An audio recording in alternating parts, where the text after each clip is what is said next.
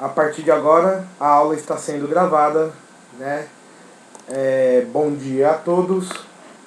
O tema da nossa aula de hoje é a fundação da igreja. Somos católicos apostólicos romanos. Somos da única e verdadeira igreja de Cristo. Somos cristãos. E quando a gente fala que nós somos igreja, nós não falamos isso por nós mesmos, porque quem somos nós para se dizer parte da igreja, certo? Mas nós participamos do mistério de Jesus Cristo. Mistério esse que nós participamos por meio da sua paixão, morte e ressurreição. O tema das últimas aulas que nós estudamos, a vida de Cristo.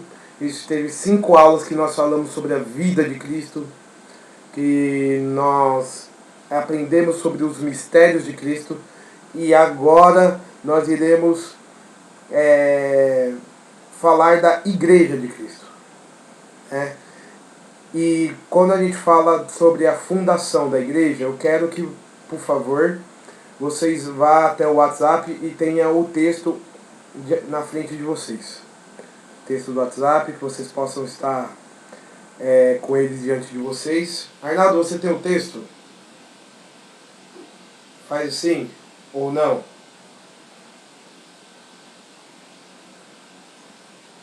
Você adicionou ele no WhatsApp, Felipe? Lá do grupo? Isso, eu esqueci de colocar ele, mas eu vou colocar ele depois. Yara, você passa o texto do WhatsApp para ele? Manda sim. Manda. Porque aqui eu já vou ler fundação da igreja. Ao fim de sua vida terrestre, Jesus ensina a seus discípulos sua doutrina. Cristo, ao se elevar aos céus,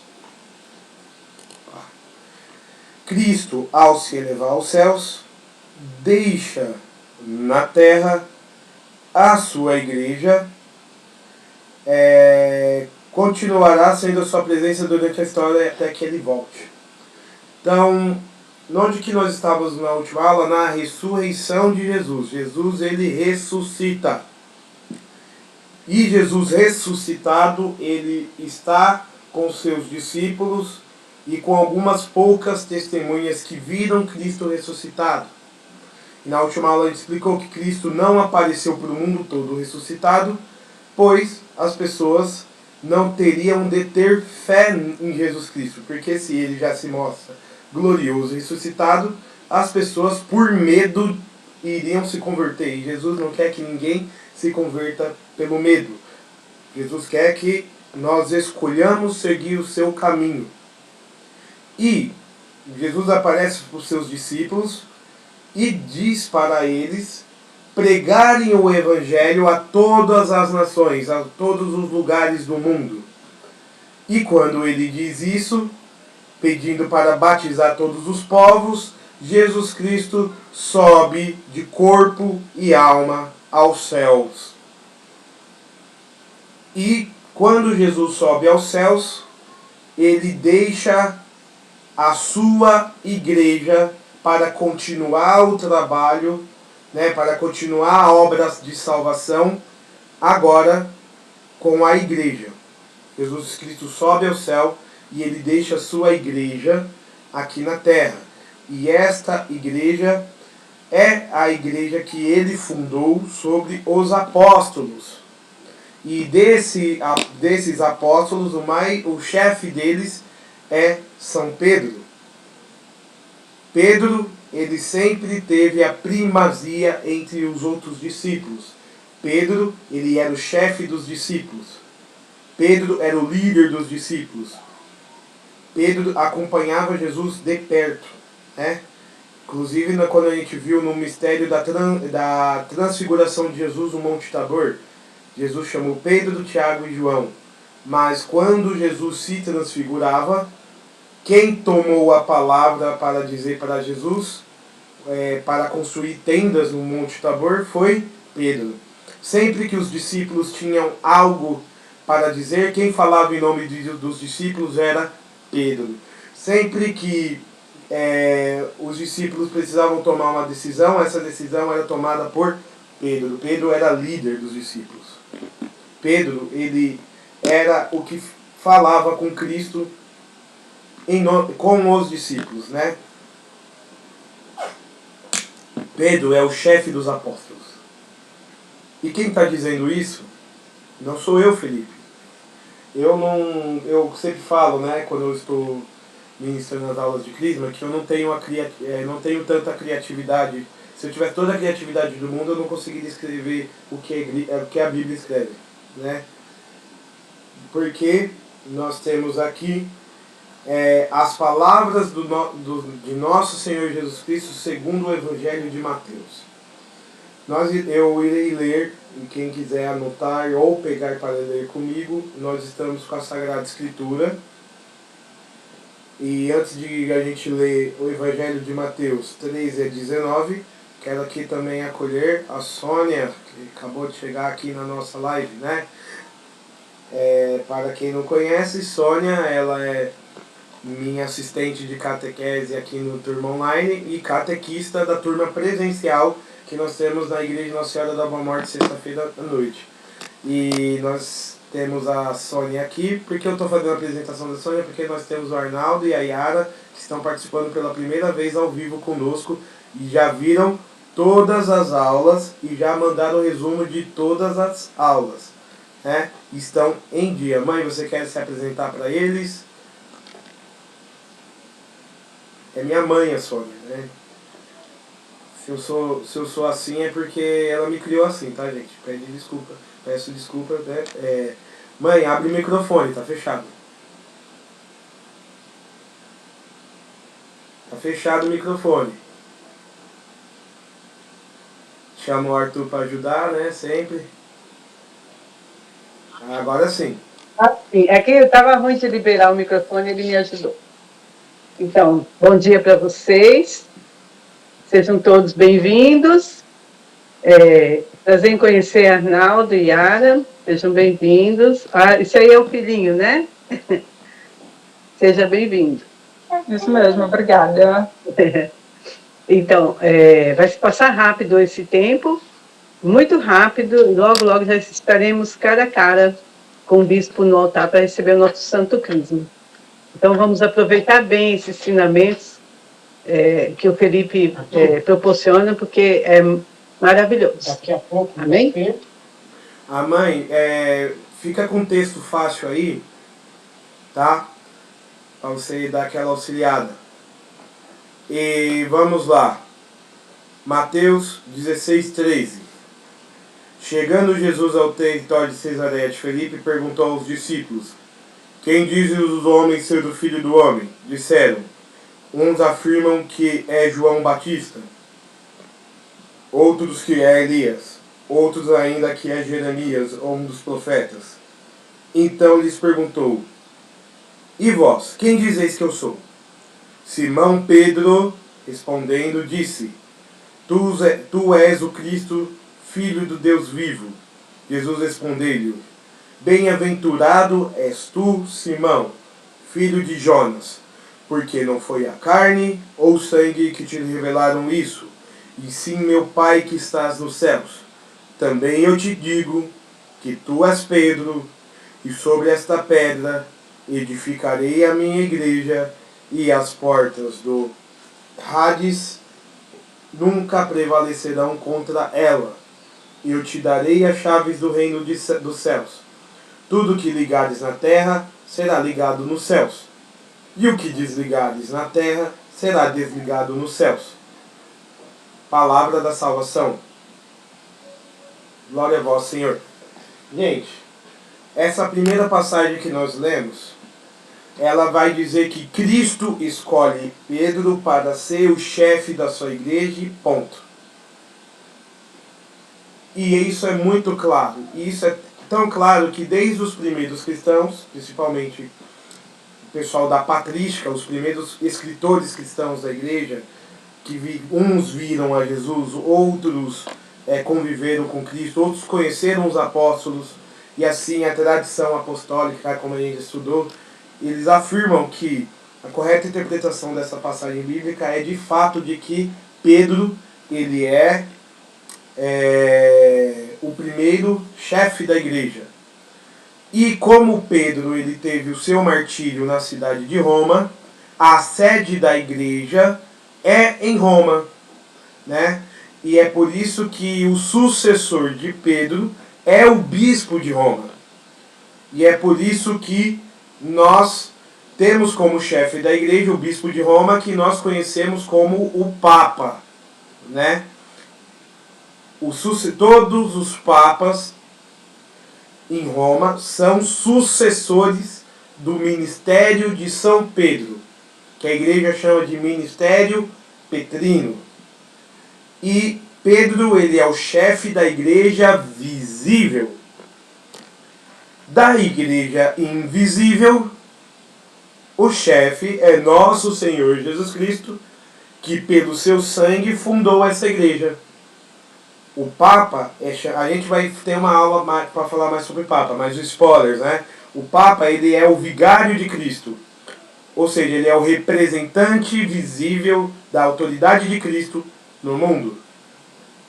E quem deu essa autoridade para o Papa? Nosso Senhor Jesus Cristo, tendo em vista que o Papa continua aquilo que ele diz para Pedro: tu és pedra, e sobre essa pedra eu edificarei a minha igreja.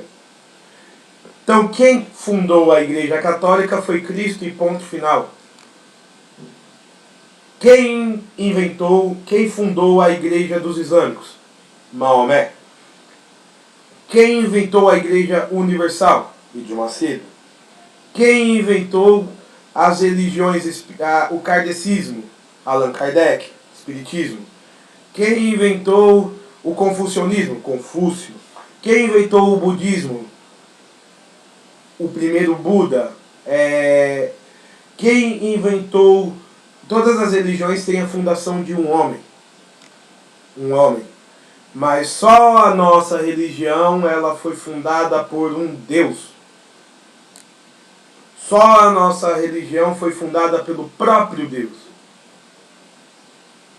Então, somos católicos e não precisamos de outras crenças, porque nós temos a nossa fé, né?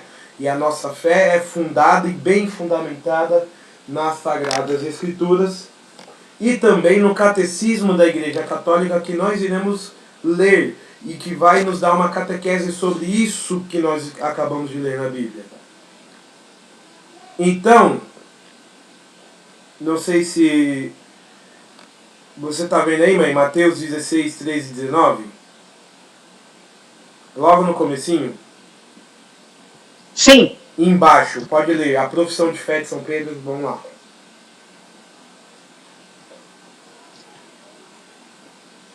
A profissão de fé de São Pedro, inspirada pelo Espírito Santo, o elege uma pedra onde é edificada a Igreja de Cristo. Sendo assim, com a ajuda do Catecismo, vamos aprender com a Igreja como devemos entender esse mistério. No Colégio dos 12, Simão Pedro ocupa o primeiro lugar. Jesus confiou-lhe uma missão única, graças a uma revelação vinda do Pai. Pedro confessara: Tu és o Cristo, o Filho do Deus vivo. Mateus 16. E nosso Senhor declarou-lhe então: Tu és Pedro, sobre esta pedra edificarei a minha igreja, e as portas do inferno não prevalecerão contra ela. Cristo, pedra viva, garante a sua igreja, edificada sobre Pedro, a vitória sobre os poderes da morte. Pedro, graças à fé que confessou, permanecerá o rochedo inabalável da igreja. Terá a missão de defender esta fé para que nunca desfaleça e de nela confirmar os seus irmãos. Do 553 do Catecismo ainda continua. Jesus confiou a Pedro uma autoridade específica. Dar-te-ei as chaves do reino dos céus. Tudo que ligares na terra será ligado nos céus. Tudo que desligares na terra será desligado nos céus. Mateus 16, 19. O poder das chaves designa autoridade para governar a casa de Deus, que é a igreja. Jesus, o bom pastor, confirmou este cargo depois da sua ressurreição. Apacenta as minhas ovelhas. O poder de ligar e desligar significa a autoridade para absolver os pecados, pronunciar juízos doutrinais e tomar decisões disciplinares na igreja. Jesus confiou esta autoridade à igreja pelo ministério dos apóstolos e particularmente pelo de Pedro, o único a quem confiou explicitamente as chaves do reino. Pedro tem as chaves e a autoridade que foram dadas por Cristo e sob ele a igreja foi fundada. Por isso a igreja hoje honra na figura do Papa o ministério de Pedro, assunto que trataremos na próxima aula. Então, pessoal, nós temos aqui também a figura de Pedro, que o Senhor coloca como chefe dos outros apóstolos, já falamos sobre isso. E por quê? Pedro, no começo da passagem, não sei se vocês perceberam, Jesus faz uma pergunta para os apóstolos. Que dizem por aí que eu sou? Né? Jesus estava querendo fazer uma pesquisa, né? O que o pessoal está falando de mim por aí? Né? Jesus estava naquela época de fazendo muitos milagres, estava ressuscitando mortos, curando cegos, paralíticos, certo? Perdoando pecadores, convertendo muitas pessoas. Aí Jesus está querendo saber o que o pessoal está falando de mim por aí, né? E Jesus vai dizer o seguinte, e o pessoal vai falar o seguinte: uns estão dizendo que você é João Batista que ressuscitou dos mortos, né? João Batista, que era aquele que foi morto por Herodes, né? O primo de Jesus, certo? Outros estão dizendo que tu és Elias, né? Porque o pessoal fala que Jesus é Elias? Porque Elias, o profeta do Antigo Testamento, ele não morreu, ele foi arrebatado num carro de fogo para o céu e o pessoal está esperando a volta dele, né? Já que não tem o corpo de Elias, significa que Deus poderia estar guardando ele para uma segunda volta, para que ele pudesse pronunciar a vinda do Messias. Então o pessoal, vendo os prodígios de Jesus, eles falam: nossa, Elias fazia umas coisas parecidas, então eu acho que é Elias que voltou. Outros estão falando que o Jesus é um novo profeta. Por quê? Desde o profeta Miqueias, Baruque, os últimos profetas, fazia mais de 200, quase 300 anos, que Israel não tinha mais profetas para dizer o que Deus queria dizer para o povo. Então, as pessoas, ao verem Jesus, estavam debatendo o que seria esse homem extraordinário. Mas Pedro tomou a palavra e disse: tu és o Filho de Deus vivo, o Cristo prometido do Pai. Então, enquanto todo mundo via Jesus como um profeta, um homem especial, Elias, Pedro, ele professa que Cristo é Filho de Deus, que Cristo é Deus. E Jesus, ele vai dizer que não é possível que ele tenha chegado a essa conclusão de maneira racional, mas que o Espírito Santo de Deus iluminou Pedro, e iluminando Pedro, ele chegou e fez essa profissão de fé. E naquele momento Jesus disse: tu és feliz, Pedro, porque não foi a carne que te revelou isso, mas o Espírito Santo. Por isso eu te digo que tu és Pedro, e sobre essa pedra eu edificarei a minha igreja.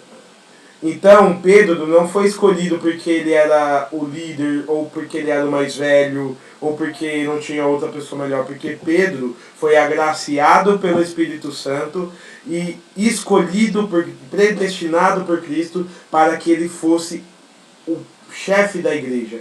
E o chefe da igreja, ele professa a verdade que recebe de Cristo.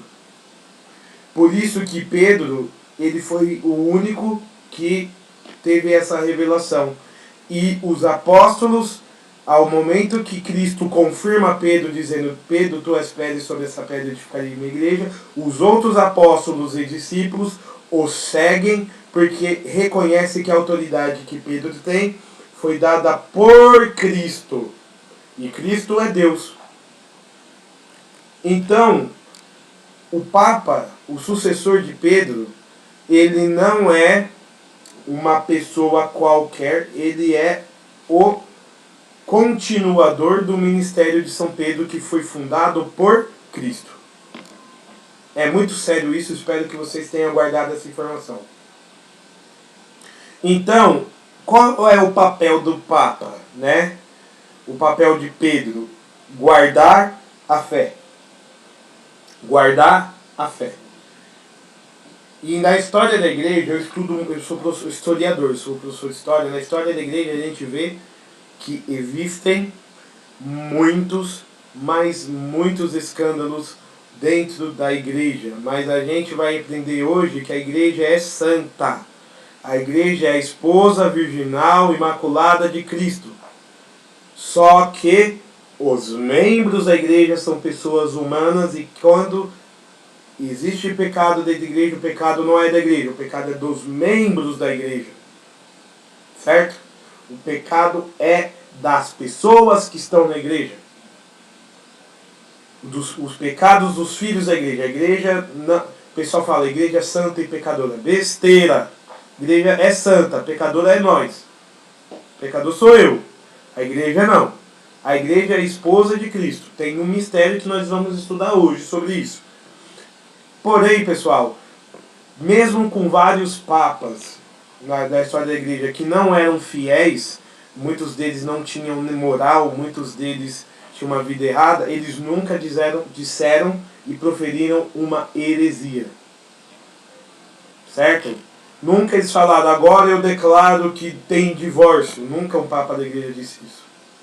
Agora eu declaro, pelo poder das chaves que Cristo me deu, que Deus quer agora tá certo cometer assassinato. Está liberado. O Papa não tem esse poder.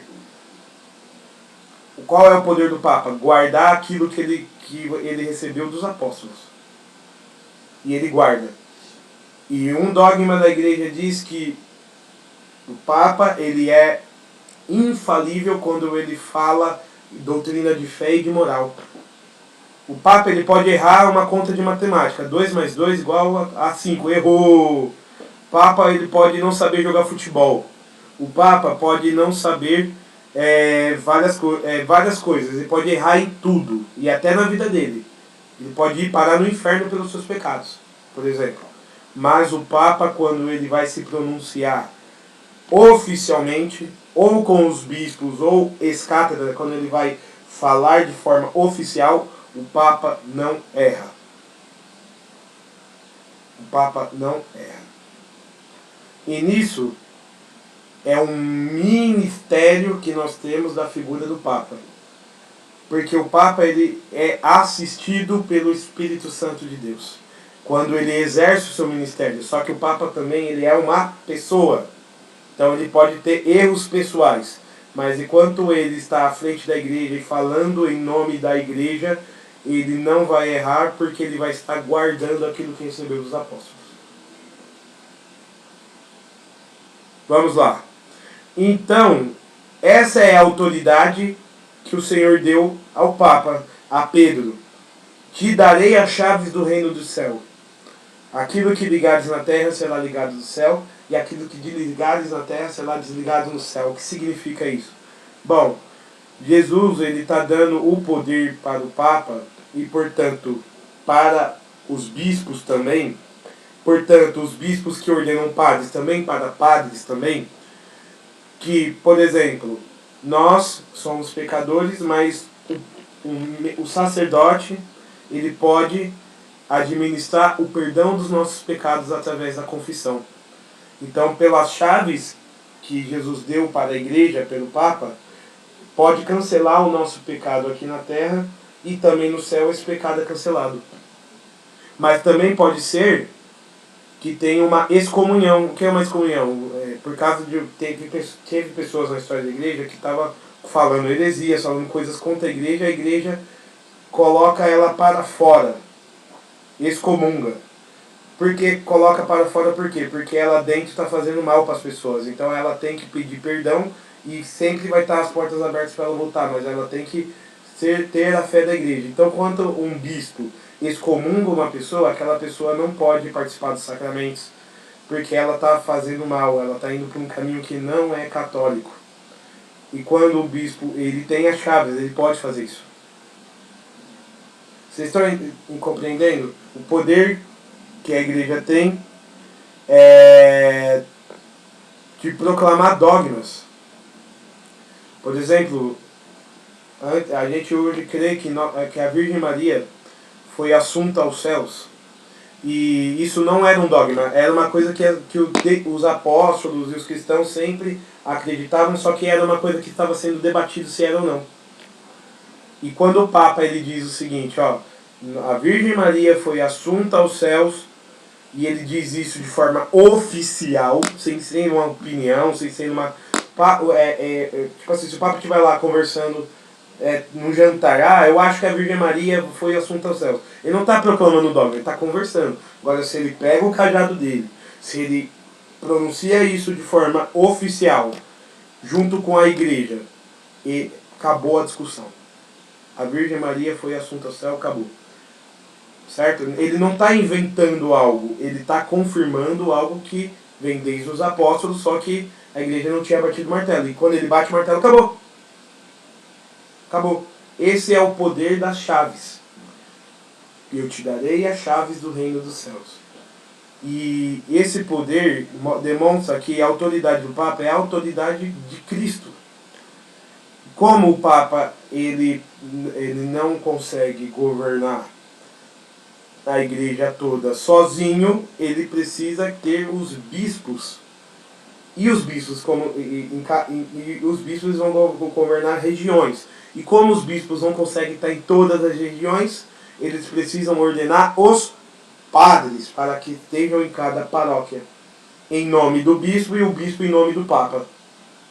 E o Papa em nome de Cristo. Ou seja, a Igreja Católica ela é uma hierarquia. Nada de democracia aqui não. Democracia serve para os estados, para as nações. Até mesmo, sei lá, se o padre quer fazer uma votação na paróquia, a gente vai vender pastel de carne ou de queijo? Quem vota carne? Quem vota queijo? Isso aí, tudo bem. Mas agora, a estrutura da igreja, ela é hierárquica. O Papa, os cardeais, que são bispos, os bispos diocesanos, e os padres e os diáconos e nós, leigos.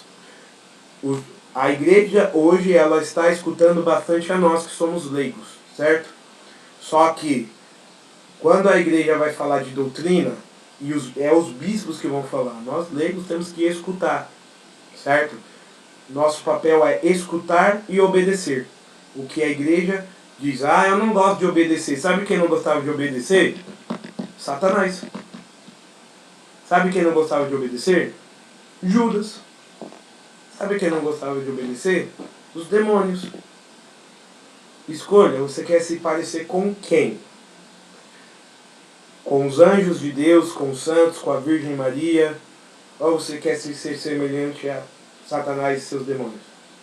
Porque eu não concordo. A igreja tem 2000 anos de história. E eu tenho 30. Quem tem mais sabedoria? Eu ou 2000 anos de tradição? Mas mesmo que fossem os primeiros cristãos, o primeiro ano da igreja, os apóstolos viram a Cristo. E eu? Eles receberam direto da fonte. E isso foi passado pela ação do Espírito Santo de maneira ininterrupta até os nossos dias. Teve igreja que surgiu e acabou. Teve religiões que surgiram e acabaram. Onde está Zeus? Onde está Odin? Onde estão os deuses? Acabou. Agora a pergunta, onde está o nosso Deus? Aqui e agora, está aqui neste lugar. Aí do seu lado, porque Ele é onipresente, Ele está em todos os lugares, Ele é onipotente, E não existe nada que seja impossível para Deus.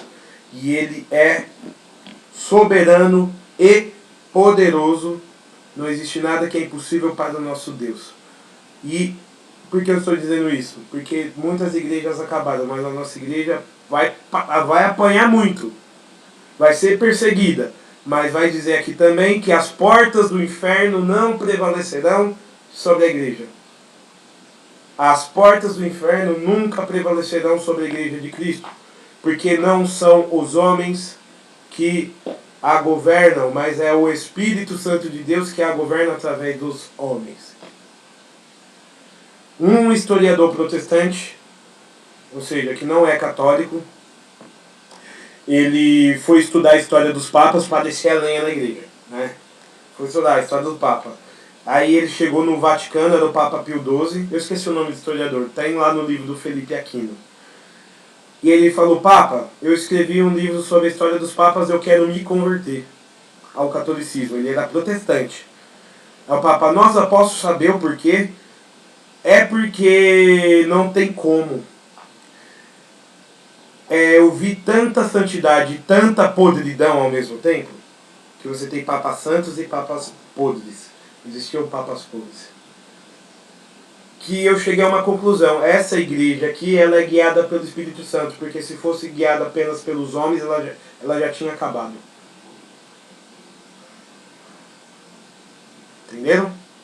A igreja de Cristo, apesar dos instrumentos que somos nós, instrumentos falhos, ela é guiada pelo Espírito Santo.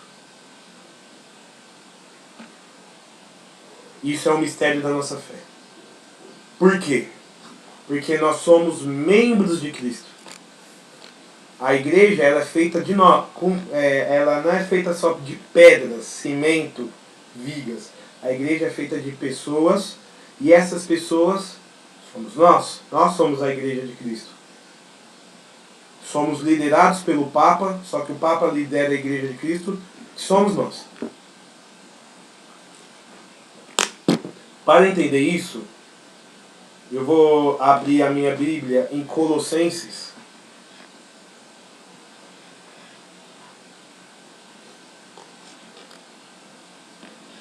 De 15 a 31. São Paulo vai falar sobre Cristo e a igreja, e ele vai dizer assim: o primado de Cristo. Versículo 15.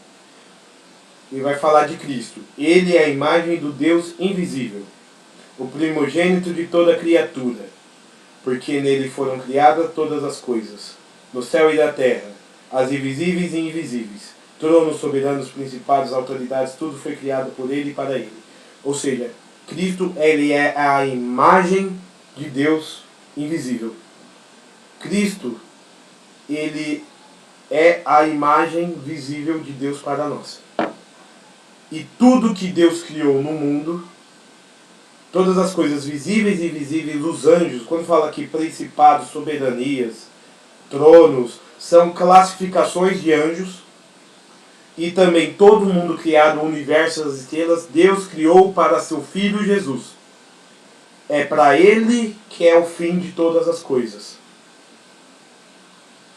Versículo 17. É antes de tudo, e tudo nele subsiste. Esse versículo quer dizer que tudo que existe, existe por Cristo. E se Cristo deixasse de existir, se isso fosse possível, é impossível. Se Cristo deixasse de existir, ou se Cristo dormisse, por exemplo, Cristo dormiu, Deus dormiu, tudo deixa de existir, porque o ser de todas as coisas é sustentado em Deus. Se Deus ele larga a mão, a gente deixa de existir na hora. Tudo que existe, desde essa garrafa até os 7 bilhões de pessoas no mundo e todo o universo, tem o seu ser sustentado por Deus e por Cristo. Nele tudo subsiste. E esse Deus poderosíssimo, que sustenta todas as coisas no ser, e olha o que vai dizer no versículo 18: é a cabeça da igreja, que é o seu corpo. É o princípio, o primogênito dos mortos, tendo em tudo a primazia, pois nele aprouve a Deus fazer habitar toda a plenitude, e reconciliar por ele e para ele todos os seres, os da terra e os dos céus, realizando a paz pelo sangue da sua cruz. Esse Deus que subsiste tudo no ser é a cabeça da igreja. E o corpo da igreja? Somos nós. Nós somos o corpo da igreja. E Cristo é a cabeça onde está o cérebro, é onde se pensa, certo? Se arrancar a cabeça do corpo, o corpo vive? Não, o corpo morre. Se tirarmos Cristo, não existe a igreja. Mas a cabeça também, seu corpo, ela vive. Então Cristo, isso que é o bonito, Cristo ele quis nos salvar pelo seu sangue. Certo? Cristo fez, como diz aqui, reconciliar por ele e para ele todos os seres, os da terra e do céu, realizando a paz pelo sangue da sua cruz. Pelo seu sangue Cristo nos salvou e nós nos unimos a ele. Nos tornamos membros do corpo de Cristo. E Cristo, a cabeça e o corpo, um só, geram, é isso que a gente chama de igreja. Igreja. Versículo 21. Vós vereis outrora, estrangeiros e inimigos, pelo pensamento e pelas obras más, mas agora pela morte, ele vos reconciliou no seu corpo de carne, entregando a morte para diante dele, vos apresentar santos, imaculados e irrepreensíveis, contanto que permaneceis aliciados e firmes na fé, e sem vos afastar da esperança do Evangelho, que recebestes e que foi anunciado a toda criatura que vive debaixo do céu, e do qual eu, Paulo, fui feito ministro. Portanto, pessoal, nós vemos aqui que Cristo, pela sua morte, nos reconciliou com o seu corpo. E pela morte de Cristo, possamos agora nos apresentar diante de Cristo santos, imaculados, irrepreensíveis. Porque pelos méritos de Cristo e pela fé que nós recebemos de quem é que espalha a fé pelo mundo? A igreja. Nós podemos chegar até o céu, ou seja, a igreja, ela é ministra, né? Ela ministra a salvação de Cristo às nações, pelo batismo, pelos sacramentos. Ah, mas eu não vejo isso quando eu vou na igreja, eu vejo a Zé fofoqueira. É porque é um mistério místico. Você vai para a igreja, você vê tijolo e pessoas fofocando, falando mal dos outros. Você vê o padre ali falando coisa nada a ver. Mas se você tivesse os olhos que os anjos têm, se você tivesse os olhos que os santos tinham, a vida de oração, você veria anjos na igreja, você veria a mística da igreja, você veria Cristo. Mesmo na veia fofoqueira, você veria Cristo. Ah, eu não gosto de ir para a igreja porque eu não me sinto bem. Mas, meu irmão, Cristo fundou essa igreja para salvar a tua alma. O que importa as coisas visíveis. Se o importante é invisível aos olhos, vai dizer São Francisco de Assis, o essencial é invisível aos olhos. Faz o seguinte, fica cego. Aí você não vai ver.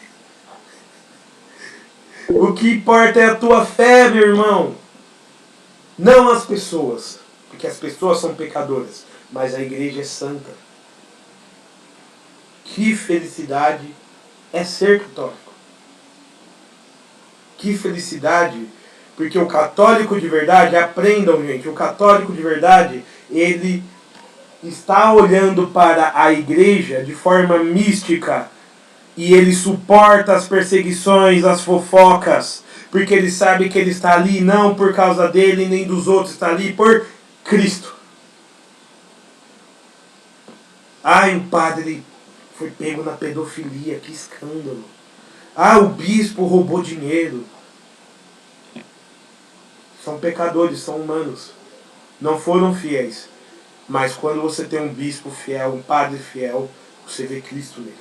E assim também, antes de falar do padre pedófilo, do bispo ladrão, você é santo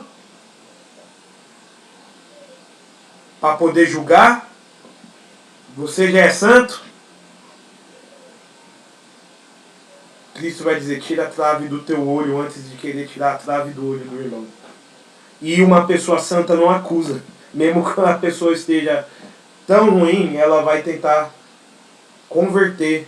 E se ela tentar converter e a pessoa continuar fazendo mal, aí sim ela vai fazer aquilo que diz o Evangelho. Vai chamar uma testemunha e vai falar, ó, para de fazer isso, não vai dar certo, vai chamar outra testemunha, depois vai chamar a igreja. Mas primeiro a gente trabalha com a caridade e depois com a justiça. Pode falar, mãe? Tá desligado o microfone. É que nem você falou assim, as velhas fofoqueiras, assim. Só que às vezes a gente se engana com as aparências. De repente, tem aquelas que gostam de falar, tem a linguinha solta, né? Mas tem umas que também elas fofocam em línguas, porque elas falam tanta coisa. Mas quando você precisa e você vai pedir oração para elas, elas rezam para você, né? E às vezes eu já me vi com situações em que eu falei que eu tinha um problema, aí de repente aquela velha mais fofoqueira que tinha ali chegou em mim e falou, olha, eu rezei para você e deu tudo certo. Eu falei, nossa, obrigado. Então, assim, eu digo que a santidade da nossa igreja se esconde até nos mais pecadores, que nem você falou. O Papa, o Bispo, eles também são pecadores. Embora aqui santo só Jesus, né? Mas os papas erram, né? Eu já vi errinho do Papa Francisco e a gente considera, porque ele é um idoso, às vezes ele fala uma besteira, uma coisa assim, mas a gente tem que olhar que ele também é humano, né? E os humanos estão aí, acaba errando mesmo, não tem como, né? Isso. Então, todos nós na igreja somos assim, somos pecadores, mas também temos a nossa santidade. E entendendo isso, a gente desce daquele salto que a gente tem. Eu não vou pra igreja porque as pessoas, isso, aquilo. Fulton Sheen, os bem-aventurado Fulton Sheen, que era um bispo americano, veio uma pessoa nele assim e falou assim, eu não vou pra igreja porque na igreja só tem hipócrita. Aí ele falou, é verdade. Venha, pode vir, porque tem lugar para mais um. Né? Ou seja, igreja é paróquia, né? O que é paróquia? A paróquia significa lugar, acampamento. Por quê? Porque é aquela visão que nós não estamos nesse mundo para ficar neste mundo. Nós estamos aqui de passagem. E eu poderia falar que paróquia é acampamento militar. Nós estamos numa guerra contra Satanás. Então, ali é onde que os guerreiros que se machucam pelo pecado vão buscar a cura. O sacramento ele cura, né? O sacramento nos cura. Né? O batismo nos cura do pecado original, a confissão nos cura dos pecados após o batismo, a Eucaristia é como se fosse para nos prevenir de pecar futuramente, o matrimônio santifica a vida familiar, o sacramento da ordem, ele ordena padres para que tudo isso que eu falei antes possa ser feito, né? Porque é o padre e os ministros da igreja que fazem os sacramentos acontecerem. E também a gente pode pensar a realidade do matrimônio, eu já falei, e da unção dos enfermos, né, que é o que estava faltando. O sacramento da unção dos enfermos, que até o último momento da nossa vida, Cristo nos acompanha, nos perdoa e nos leva ao céu. É claro que sair do pecado é uma obrigação moral nossa. Sair do pecado, não caia nessa de, a igreja é para me curar, então eu vou me ferir quantas vezes for preciso, e depois eu me curo. Dependendo da ferida, a cirurgia pode ser mais difícil. Principalmente quando é você que escolhe se ferir, né?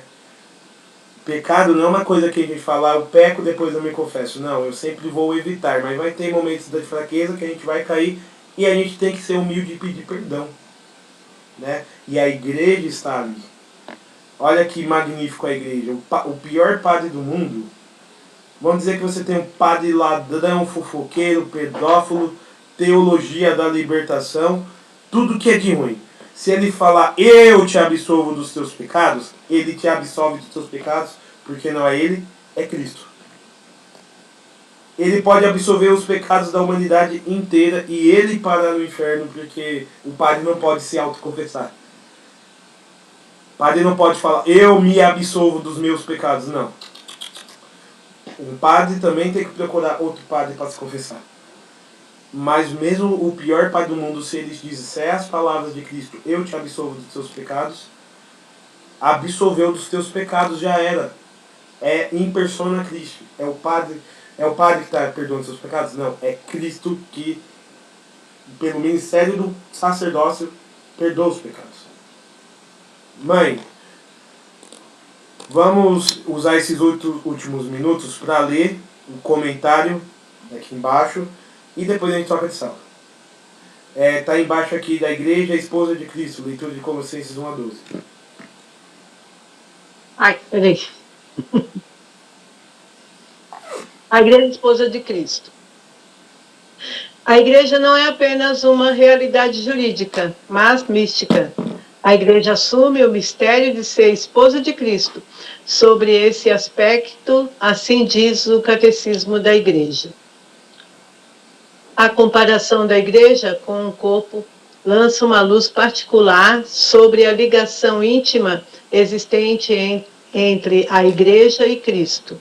Ela não está somente reunida à volta dele, está unificada nele, no seu corpo. Na igreja, corpo de Cristo, são de salientar mais especificamente 3 aspectos: a unidade de todos os membros entre si, pela união a Cristo. Cristo, cabeça do corpo, a igreja, esposa de Cristo. 796.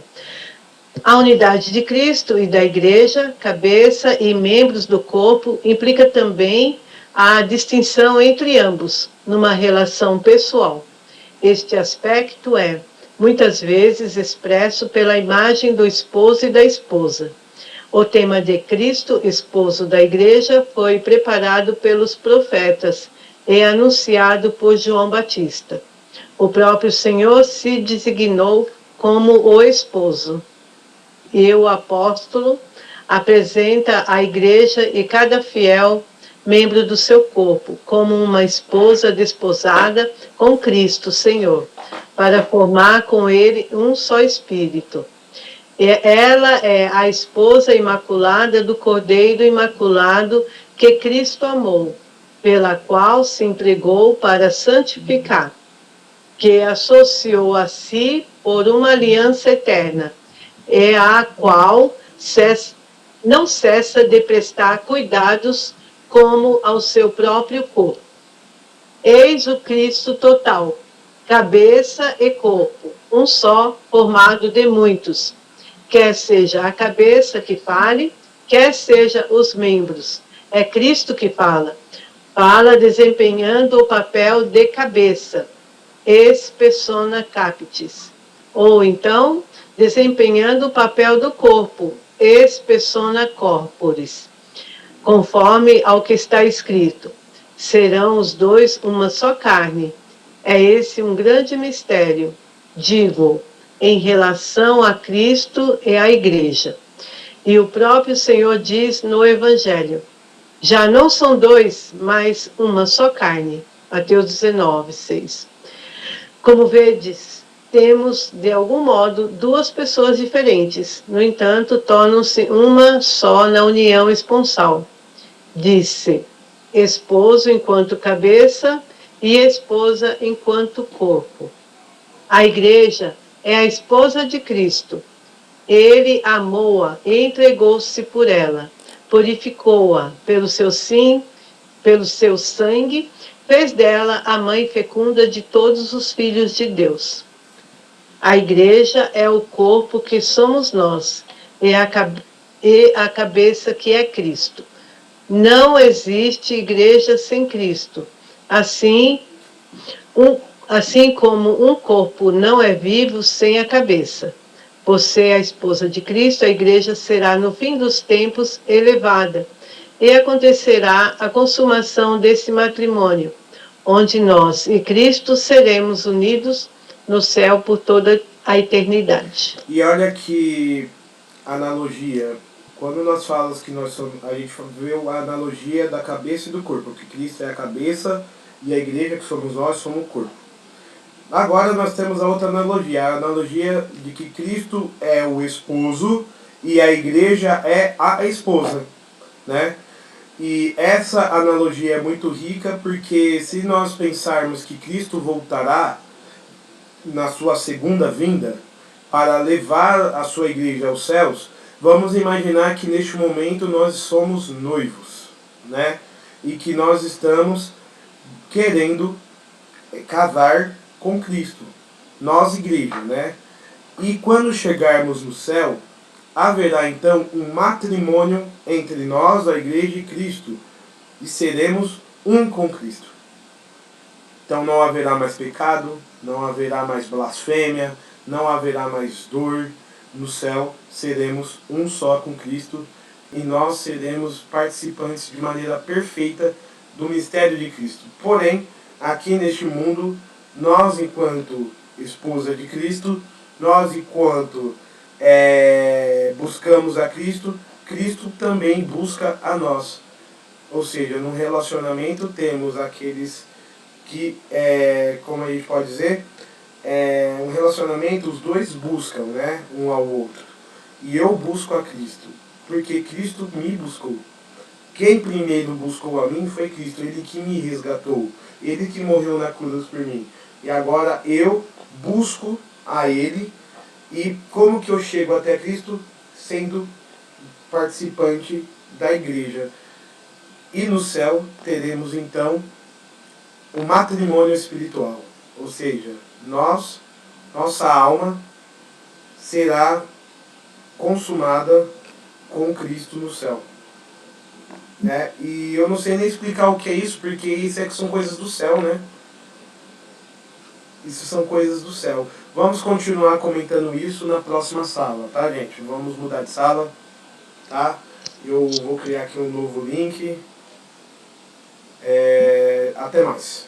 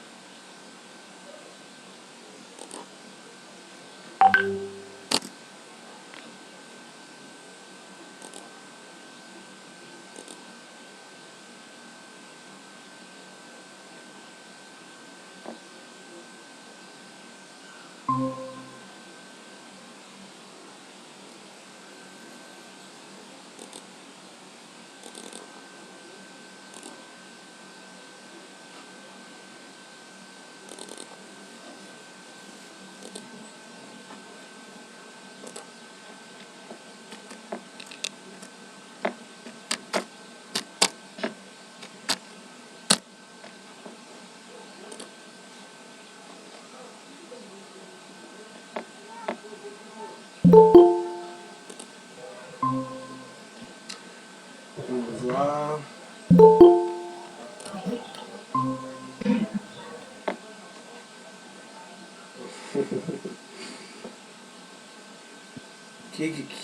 Que aula gostosa, deliciosa, né? Tá sendo, né? Eu estou assim, me deliciando aqui dos assuntos de Deus, né?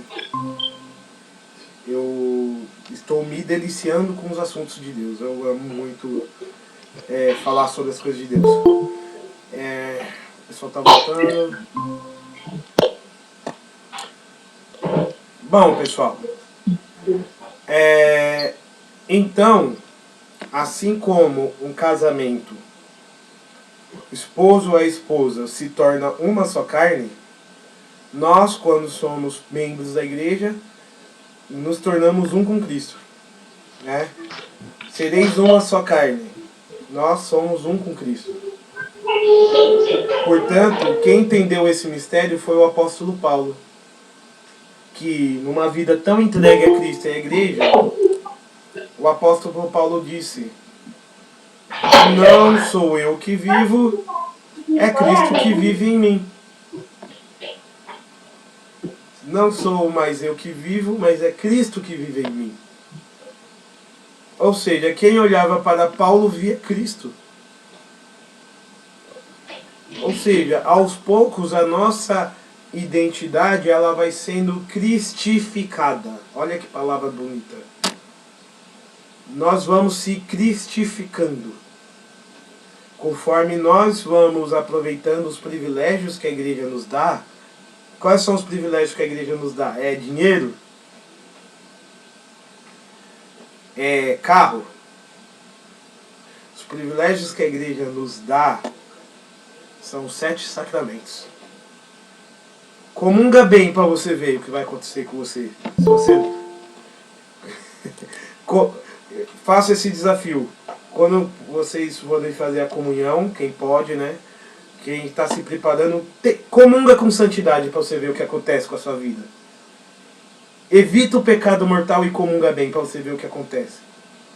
Você vai virar santo.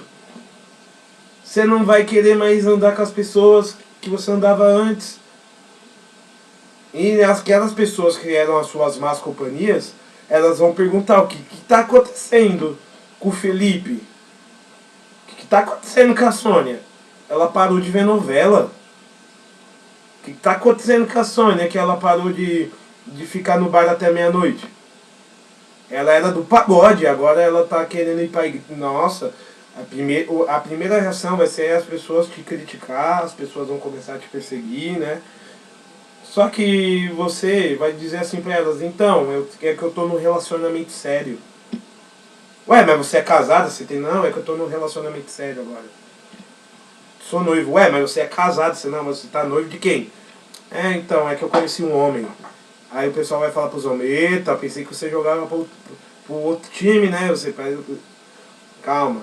O homem que eu conheci é Cristo e ele está mudando a minha vida. Né? E não tem jeito, conheceu Cristo e ouviu suas palavras, sua vida vai mudar. A não ser que você feche o coração. Né? Porque tem o livre-arbítrio aqui. Experimenta abrir o coração para Jesus. Experimenta. Experimenta se confessar bem. Não esconder pecados do padre. Experimenta. Experimenta dizer tudo na confissão. Experimenta ir para a missa e prestar atenção na palavra. Experimenta rezar o terço todos os dias.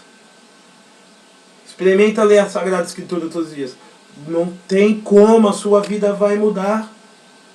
Porque não é o seu esforço.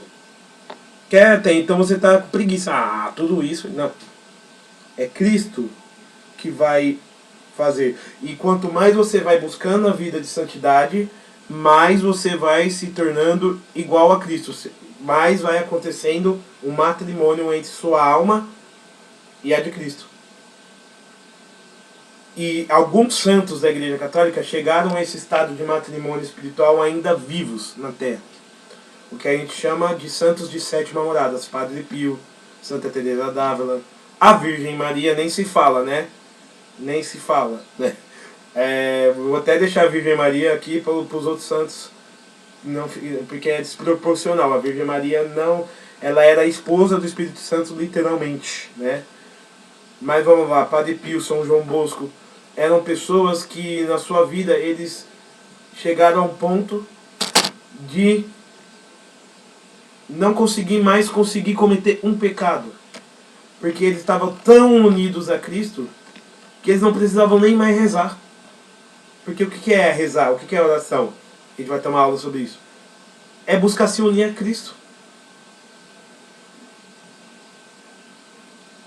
Experimenta. querer casar com Cristo para ver o que vai acontecer com você. Você vai virar santo. Eu quero ser santo. Eu não sei se eu vou conseguir, né? Mas é um desejo, né? E eu recomendo para vocês que vocês sejam santos. Por que eu recomendo? Porque eu não vou obrigar vocês. É uma escolha de vocês, né? Ao mesmo tempo que eu falo, tá na catequese por quê? Porque minha mãe obrigou. Se eu escuto isso, eu falo, então vai embora. Tá na catequese por quê? Porque eu quero conhecer a Deus. Opa, então vamos conhecer. Vocês estão entendendo que é uma escolha de cada um de vocês? Que todo mundo é adulto. E mesmo a Manu que não é adulta, é adolescente, é ela que veio me pedir para fazer o crisma. Então, todo mundo é adulto. E aqui eu estou falando coisas de adultos. Escolhe por Cristo. Sua vida vai mudar. Aí eu vou ficar rico. Não. Você vai ficar rico da graça de Deus, que é melhor do que todo o ouro e prata do mundo. Isso é sabedoria de Deus. Atos dos Apóstolos 2. Estou abrindo aqui Atos dos Apóstolos 2. Tendo completado o dia de Pentecostes, todos reunidos no mesmo lugar, de repente veio do céu um ruído como o agitar-se de um vendaval impetuoso que encheu toda a casa onde se encontravam. Apareceram então línguas como de fogo, que se repartiram e repousaram sobre cada um deles. E todos ficaram repletos do Espírito Santo, e começaram a falar em outras línguas, conforme o Espírito lhe concedia se exprimirem. Achavam-se, então, em Jerusalém, judeus piedosos, vindos de todas as nações, que há debaixo do céu. Com o ruído que se produziu, a multidão acorreu e ficou perplexa, pois cada qual os ouvia falar em seu próprio idioma. Estupefatos e surpresos diziam: não são acaso galileus todos esses que falam? Como é, pois, que ouvimos falar cada um de nós o seu próprio idioma? E assim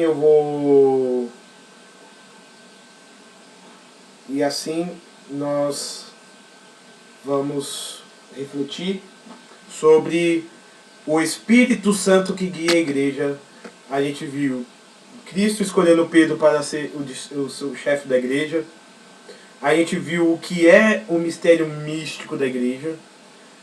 E aqui vamos falar da fundação da igreja enquanto pessoas mesmo, sabe?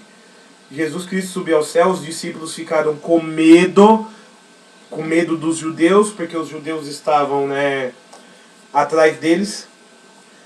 E o medo deles era de ser perseguidos, crucificados, mortos, mas Jesus falou que iria enviar uma força, uma coragem para eles. E o que é essa força, essa coragem? É a promessa do Espírito Santo.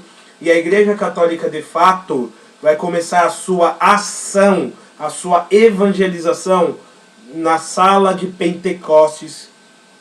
Acho que foi 2 semanas atrás do Pentecostes que a gente celebrou na igreja, né? A sala de Pentecostes, onde os discípulos, reunidos com a Virgem Maria, rezam pedindo o Espírito Santo, e aqueles discípulos medrosos são, batizados pelo Espírito Santo. Falam línguas estranhas. E eles vão até o lugar. Eles estavam com medo dos judeus, mas agora eles saem da sala do cenáculo e começam a anunciar as maravilhas de Deus. Como era Pentecostes, era uma festa que atraía pessoas de todo o mundo, tinha muitos estrangeiros, em Jerusalém. E os apóstolos iam pregando em Jerusalém, e o pessoal ouvia cada um na sua língua materna. Seria mais ou menos eu pregar em português, e o chinês ouvia eu falando em português e entender em chinês. Eu falar em português e o argentino entender em espanhol. E estava acontecendo isso, e tinha gente que estava olhando os apóstolos. Esses aí tá bêbado. Ué, não era esses aí os discípulos de Jesus? Eles não estavam com medo? Eles não sabiam.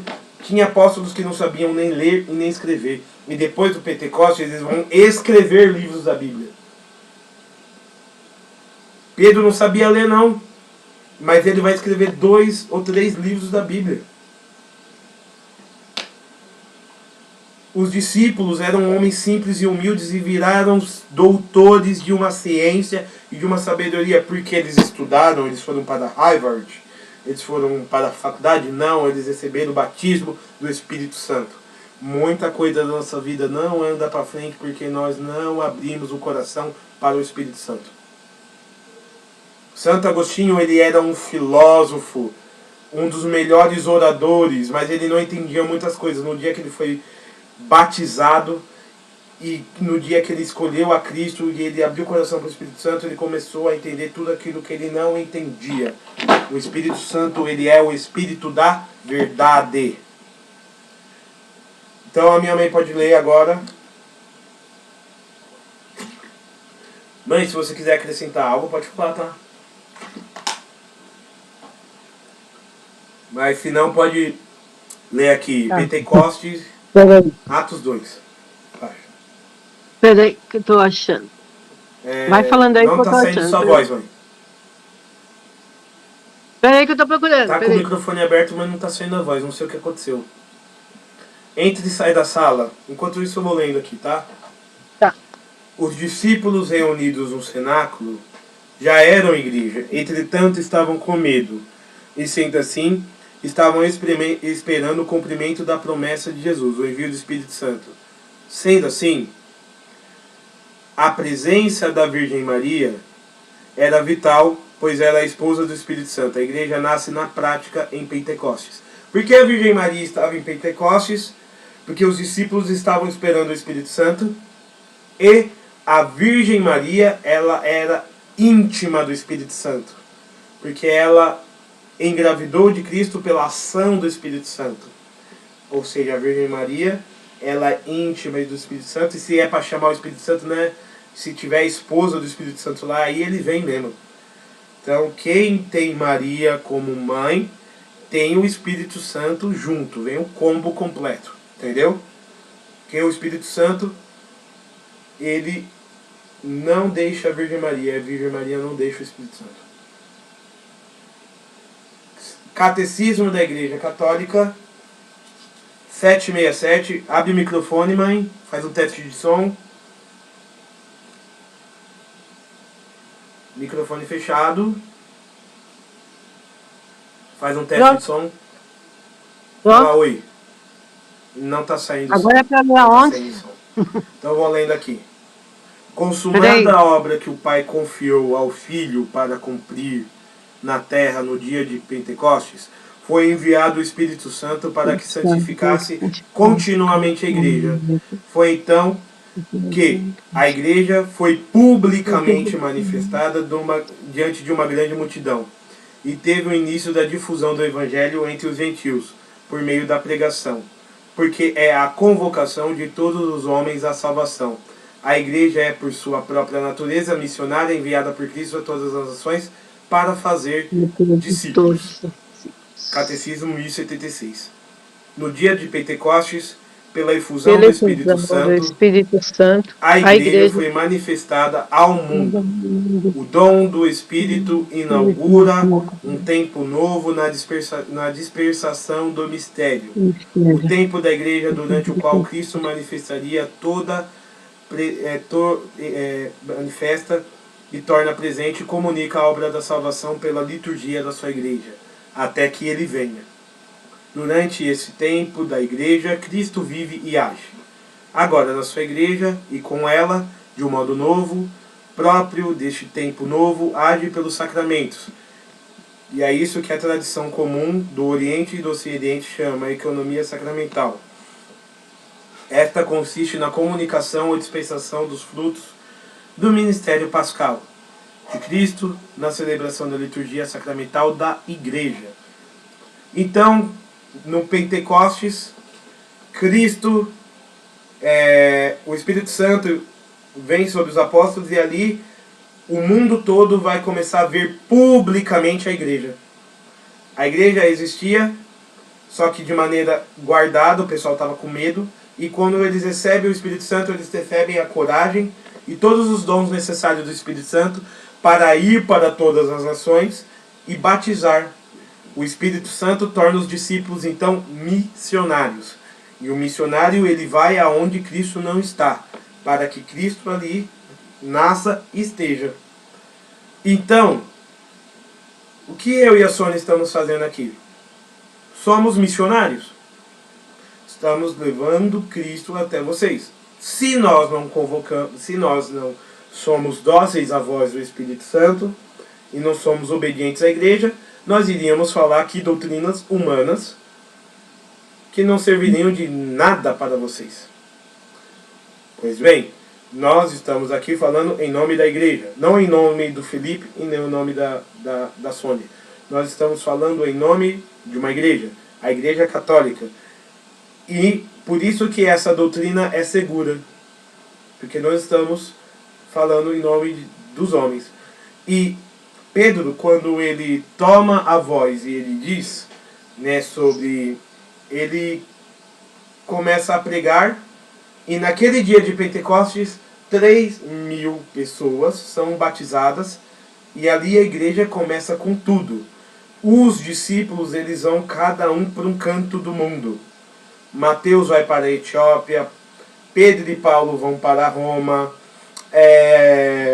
Tomé vai lá para a Índia, outros vão para a Grécia, e ali eles vão plantando a igreja. E ali eles vão fundando igrejas, e ali eles vão administrando os sacramentos, e ali eles vão anunciando Cristo aos povos, agindo de maneira missionária. Portanto, o que podemos dizer é que o Espírito Santo guia a igreja.